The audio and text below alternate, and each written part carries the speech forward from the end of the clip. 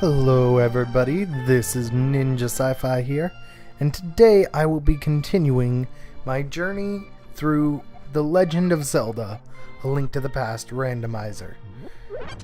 Now, I know I said I would do one dungeon per video, but that wasn't taking into account side quests. Speaking of which, if you like side quests, or not if you like side quests, if you're looking to play this game, specifically the randomizer, and you want to know how to go about it, or how I go about it at least, I do all the side quests I can first. Granted, I forgot about one, but I do all the side quests I can.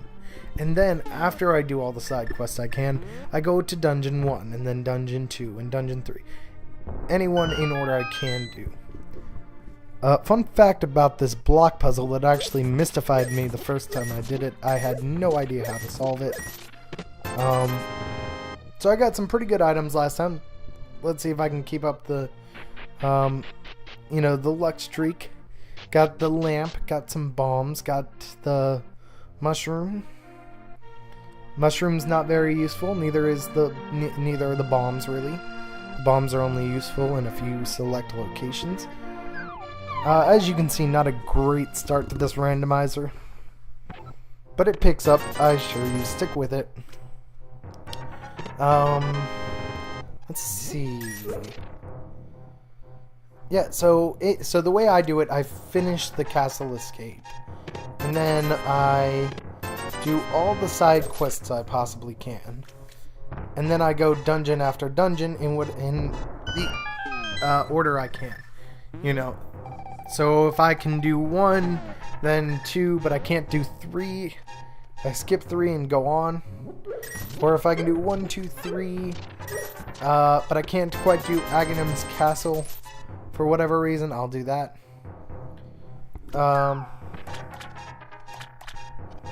Also, some side quests I won't be able to do because I don't have the items. So, what is this? I forget what I got here. Oh, it was 100 rupees. It wasn't that good. So something important to know, by the way, because not in this video, but in next video, I will be getting getting a pendant. The pendants and crystals in this randomizer are mixed up. They are randomized. So you could go into Dungeon 1 and get the Dungeon 1 crystal, or you could go into Dungeon 1 and get the Dungeon 2 crystal, or even the Dungeon 3 crystal. That's just the way this randomizer works. And because of that, Salsa, the old man that's there, because I don't have the time, patience, or energy to pronounce his name correctly, he's looking for the first pendant, which is the green pendant.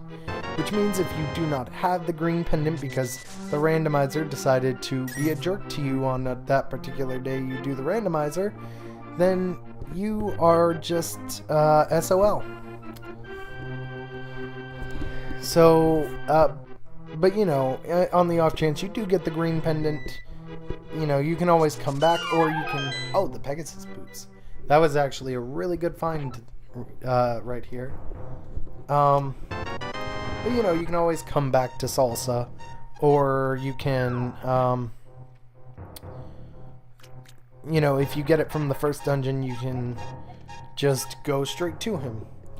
So for those who don't know, in Shovel Knight, and actually in the first episode of this, the Fire Rod, wow, I forgot what great items I got starting off. So, starting with the first episode of this series and kind of going on, I've started doing discussion topics. So, let's see.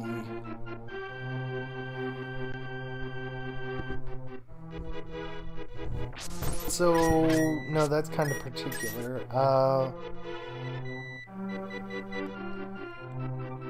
What video game fan base do you hate the most? So feel free to comment down below. What video game fan base do you hate the most?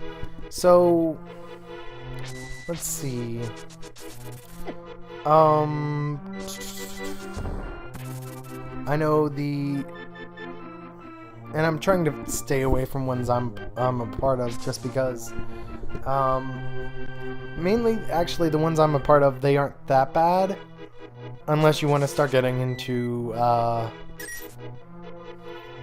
you know, into territories that are NSFW, not safe for work.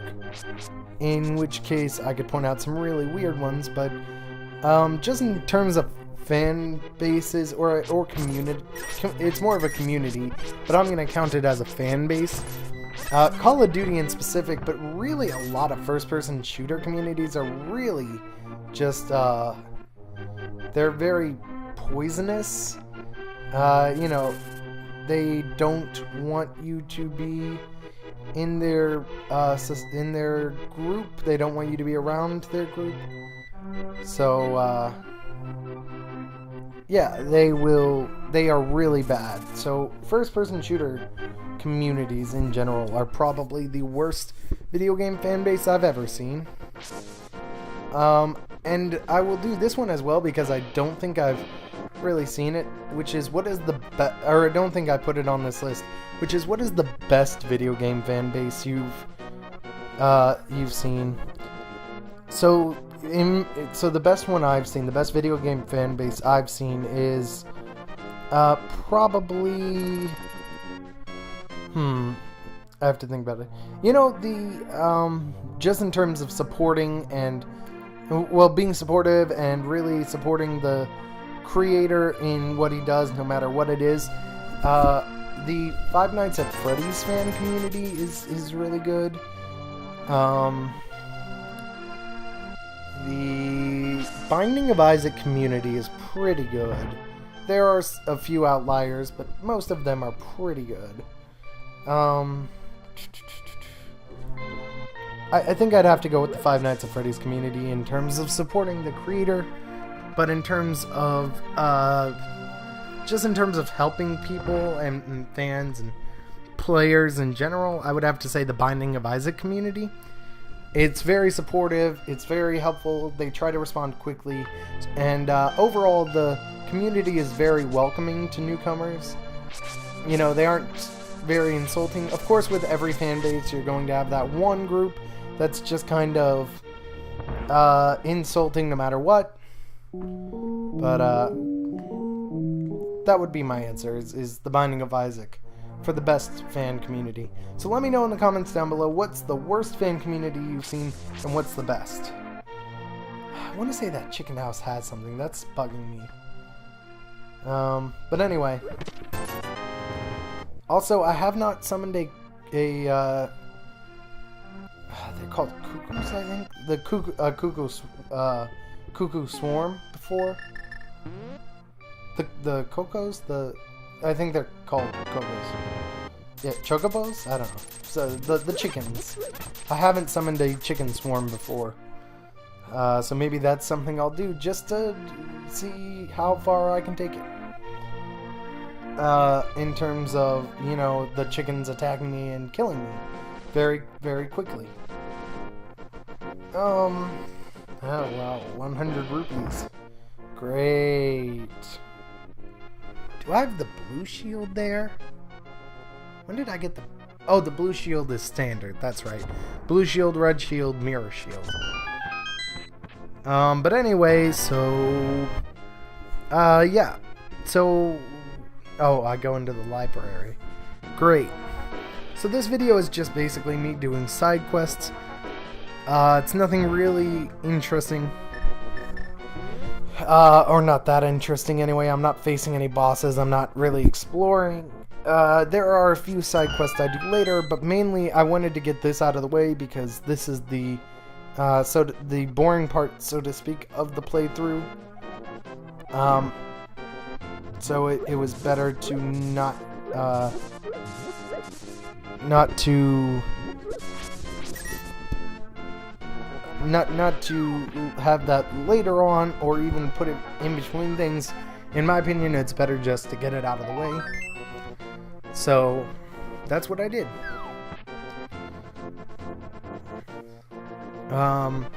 So this is a side quest where you just have to get to the end in 12 seconds. You can hop over this, which maybe some people don't know. But you have to do it in 12 seconds. And so I was like, oh yay, I got a heart piece. So I've said before, I did one of these. I played through this the randomizer before with a different seed. Seeds are the unique codes essentially for each game, by the way. But I played through it with a different seed, and with that one, I basically got all the heart pieces because that was just about the only thing I got. Something some people don't know about this randomizer is that it's fairly smart, so to speak. The people who coded it knew what they were doing. Oh, the power glove. I forgot I got that. They knew what they were doing. So, for example, you won't, well, if you need, because in the normal game there are 2 set medallions you need, one to get into Turtle Rock and one to get into Misery Mire. In this game there's only one. There could only be one, there could be 2 different medallions, it just depends. And so with that, you know, there is kind of this mystery about it.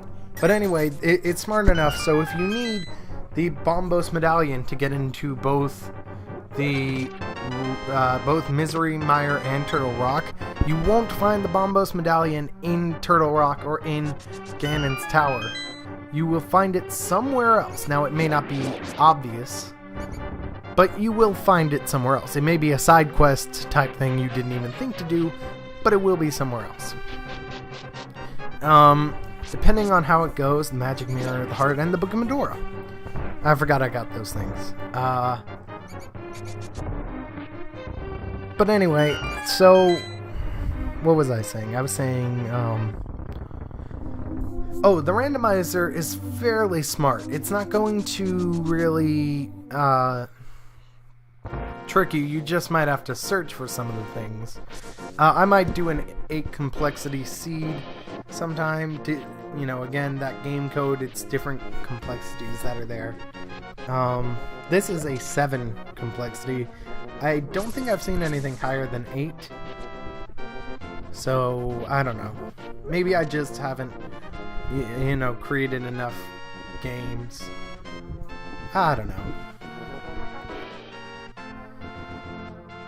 I was like, ooh, how do you get there? There we go. And then I was like, oh wait, that's the wrong grave. I've already been in that grave. And then I'm like, oh look, you need the Titan's Mitt. Can I get in there anyway? No? Okay. So anyway, you know, so the randomizer is really good with that.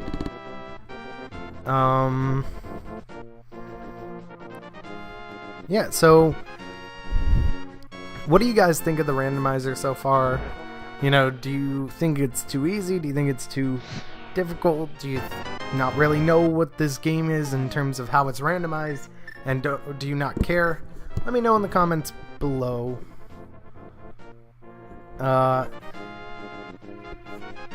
Ooh, I am tired when I'm just kind of going on this much.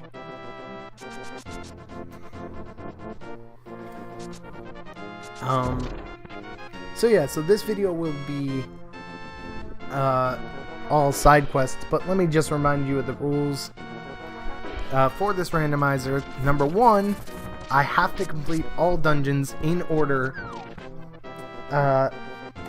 in the order they would normally be in the regular game. So for example, there's the Eastern Palace, then the Desert Palace, then the Tower of Hera, and then you have to do Hyrule Castle after that. And once you finish that, it's the Dark World. So it's the Dark Palace, the Swamp Palace, Skullwoods Palace, Gargoyle's Domain, I think is what it's called. I'm gonna go with that.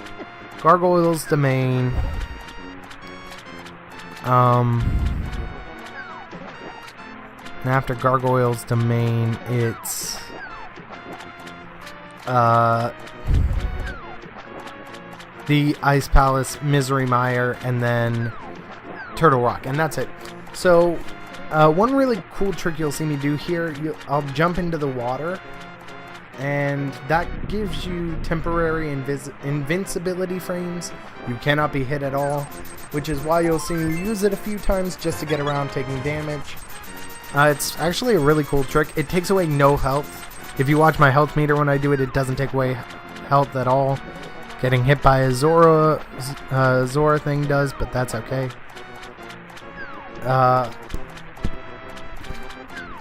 He gives me a heart piece. Great, thanks, mister. Just what I needed. So I do have a spoiler log for this this seed already done up, just in case it wasn't,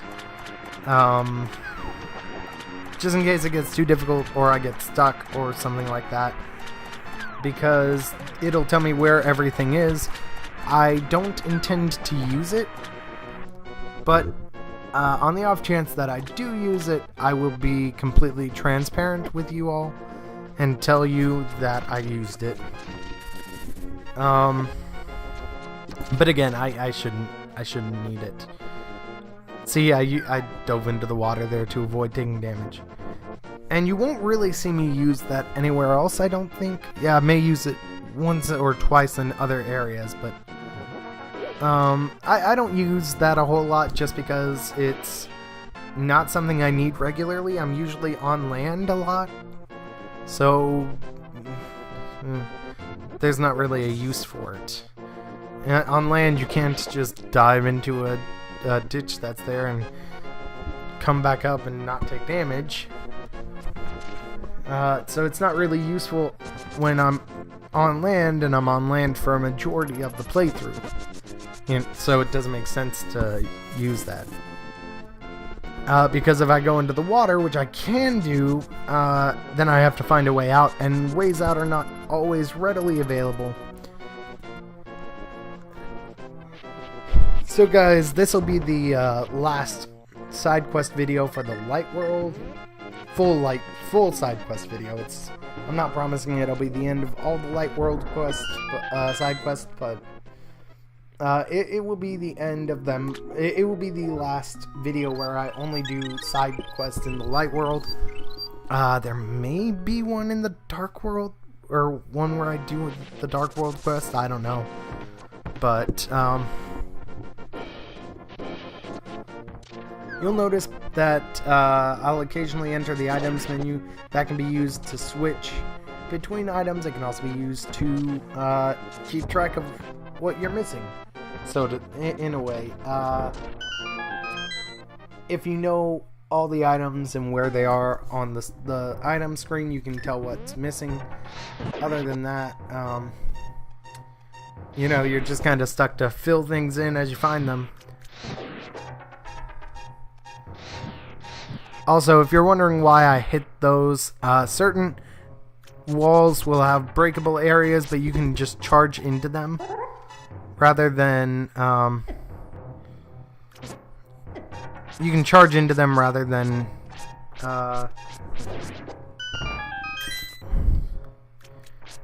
use a bomb. And because of that, it's just it costs less money to do that. So I don't, or it costs less money because I won't have to buy bombs, so I do that instead. That's also a trick you can do, by the way. You can hit the one in the middle if need be, and then do those, kill those off by using that trick. 50 rupees after getting 20 from him, a heart piece, or a piece of heart, another piece of heart, and a heart container. That's wonderful. So the boss heart containers have actually been mixed around, by the way. That's one thing that the randomizer does. The swords, crystals, pendants, and boss heart containers, along with certain games have also been, or a specific chest game has also, chest game has also been shuffled in the randomizer. So, you know, they did a lot with this. I really like that all the side quests are randomized. So, ooh. I believe this is about the end of the video. So, again, I was testing to see if I could break it down. So guys, is this it? Nope, this is the ice cave. Normally the ice rod is here, by the way. What did I get instead? A heart container. I didn't remember that. But, so those, for those who don't know, I have 8 episodes of this series recorded already. So guys, I'm Ninjasifi, and this has been a great video with you guys. See you next time.